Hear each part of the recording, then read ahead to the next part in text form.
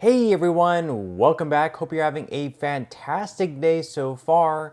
So in today's video, we are going to be covering a few different stories. First up, from USA Today, a Social Security move that could boost the average check by $460 in 3 years. We're going to be covering that. Plus, according to a new poll, Medicare and Social Security are rising as far as the concerns list among Americans. We'll be covering that as well. But before we go ahead and dive into the main content of today's video, if you wouldn't mind helping me out real quickly by just giving this video a like, that just helps out with the good old YouTube algorithm, and also consider subscribing to my channel if you have not already. Plus, if you would like to receive up to $200 in free stock or $200 in free cash in a pinned comment below, I will be leaving a link to Robinhood.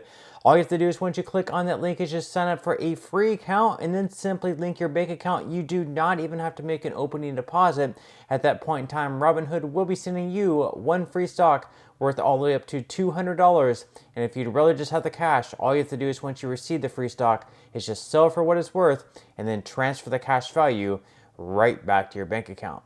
Okay, so diving right into our first story of today's video, and of course, Trump was convicted on all those different counts in the hush money case in Manhattan.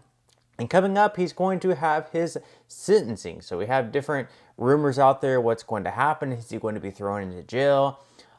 Is it going to be house arrest? Something else? Just fined? Crazy situation that we're even thinking about sending an ex-president and the current nominee, someone who's also leading in the polls, to prison. But it is what it is. It's 2024. Should anything surprise us at this point in time? So according to The Hill, though, 40% of Americans in a new poll say that Trump should be sentenced to prison in the hush money case. So 4 in 10 U.S. voters believe that former President Trump should receive jail time for his hush money conviction, though his sentiment varies at the party level according to a new poll. A survey from Emerson College Polling released on Thursday found that 40% of registered voters think Trump should be sentenced to prison, while 25% said he should pay a fine and 15% said probation. 20% were unsure. Sentencing is scheduled for July 11th, though incarceration would be a rare punishment for a first-time offender convicted of Trump's charges in New York. Pollsters noted that more than half, or 67% of Democrats surveyed, said Trump should serve prison time, while 46% of Republicans think he should pay a fine. Independents were split more evenly, with 42% of the party voters saying that Trump should serve prison time, 22% choosing a fine, and 14% choosing probation per the poll. So again, we're not going to know until next month what exactly is going to happen. That's going to be 4 days before the RNC picks Trump as their nominee. And again, unprecedented times, but 2024, who could really expect anything else? Now, in other news, we actually have a state in which is traditionally, very, very blue, very Democrat. And last election cycle in 2020, Biden won this state by 10 points. Well, right now, according to polling, it's tied. If Trump actually ends up winning this state, and maybe among others that were traditionally blue states, this could absolutely be a landslide, but a landslide victory where perhaps we had the president sitting in jail at that point in time. So according to Fox News, in a recent poll in Virginia, Biden and Trump are in a dead heat.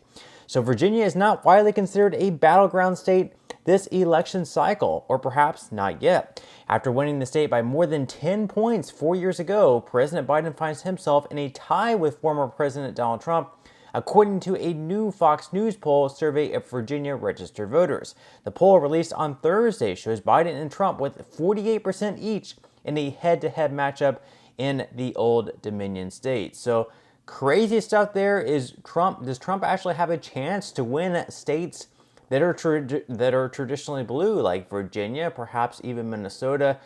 It would be wild if so, because right now we're looking at those battleground states like Pennsylvania, Michigan, Arizona, Nevada, those states that could be, very well toss-ups and go either way. And right now Trump is winning all of those. So Trump wins all those battleground states, plus he wins states like Virginia and Minnesota. We could absolutely have like one of the largest landslide victories in the last 40 years or so. So that's something definitely to keep an eye out on. Now, in some other news, of course, we have some new polling that suggests that concerns are rising among U.S. older Americans in regards to Social Security and Medicare. We're going to be taking a look at this poll here by News Nation.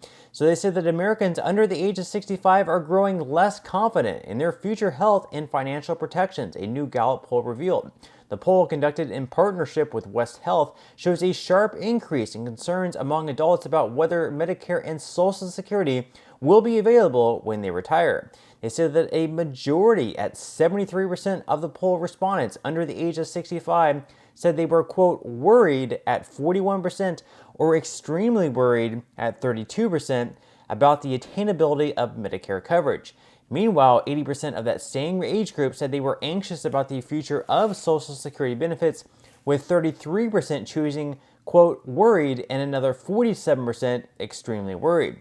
65% of the youngest group, those aged 18 to 29, said they were worried or extremely worried about Medicare, with 71% showing concern about Social Security. Honing in on the 50 to 64 range tells a different story. Older adults noted a 13-point increase in the worry over Medicare, now at 74%, and a 9-point jump for Social Security, all the way up to 81% compared to 2022 data. So, in my opinion, they have every right to be very concerned. They see that there is a looming solvency issue for both Medicare and Social Security, and they also look to our lawmakers in Washington that really don't ever seem to get anything done. There's constant drama, they're always fighting each other, and they don't really care about, passing laws that help American people. Instead, they're just there for their own personal benefit, it seems. They all have these Twitter, Instagram, social media accounts, and they're just trying to build their own personal brand and following.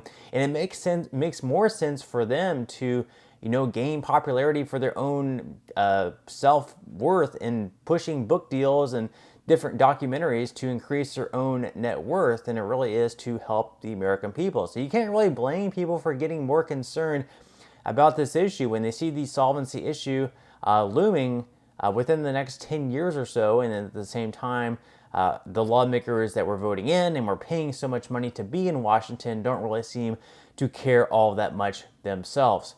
Now, in our final piece of today's video, of course, according to USA Today, there's an underused Social Security move that will boost the average check by $460 in 3 years.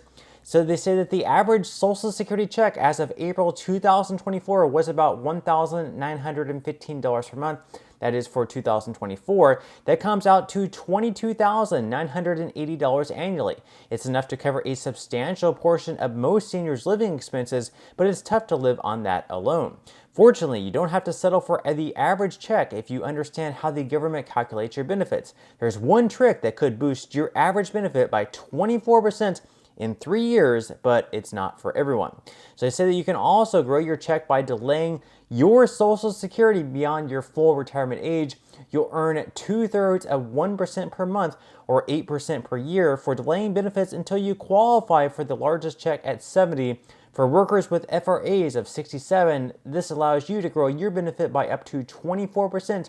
That would add $460 to your checks if you qualify for the average $1,915 monthly benefit at your full retirement age of 67.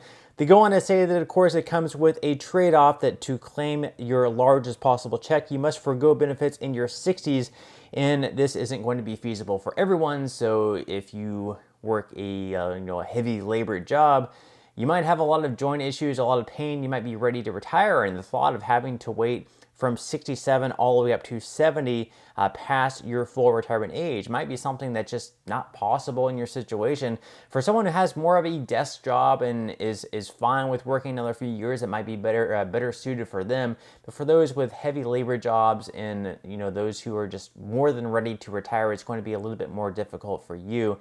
But that is one way, of course, you can increase your benefits. Among others, definitely would recommend maybe sitting down with a financial planner if you are getting close to retiring and deciding whether or not to take your Social Security benefits early at 62. claiming them at your full retirement age, whether that's 66 or 67, or waiting all the way until the age of 70 to start collecting Social Security. But leave your thoughts and comments below. Or do you think, if you haven't yet claimed Social Security, are you thinking about claiming it earlier than your full retirement age, or are you thinking about waiting all the way until the age of 70 to receive your max benefit? But that's all we have for today's video. I certainly hope you enjoyed and found value out of it. If you did, again, I would greatly appreciate it if you could give this video a like. Consider subscribing to my channel if you have not already, and I will see you in the next video.